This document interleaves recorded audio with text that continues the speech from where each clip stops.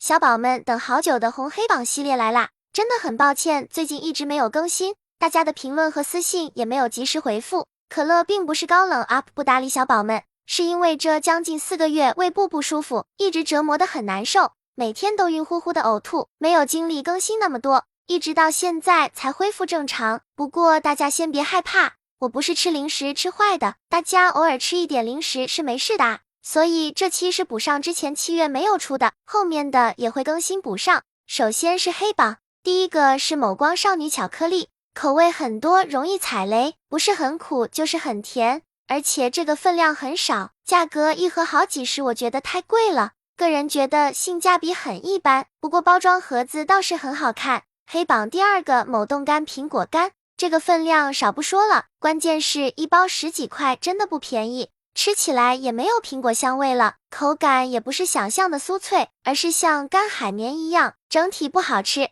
黑榜第三个某道拉面，没开玩笑，这个泡面我嗦3口就没，而且面条一丢丢都不劲道，泡菜口味很奇怪，不好吃，而且很贵。宣传明星爱吃韩国产的吸引消费者，其实跟国产的很多方便面都比不了。黑榜第4个某大号魔芋，网上总是疯狂宣传这个很像魔芋爽，是平替，但其实味道不一样，而且这个味道很咸，打开一股巨大塑料袋油味，非常恶心反胃。黑榜第5个某赞鸭血粉丝，我个人盐味很大众的，吃这个没有尝到咸味，腥味倒是有一点，跟之前在南京当地吃的味道完全比不了，价格跟线下还差不多，总之性价比一般。黑榜第6个某6记猪蹄，卤味没有咸味，很淡，很大一股猪臭味，可以说很难吃，而且跟宣传相差很大，肉也不多。黑榜第7个某赞鸡脚筋，不仅口感不够脆，而且还有很大的鸡臭味，更没有盐焗香味，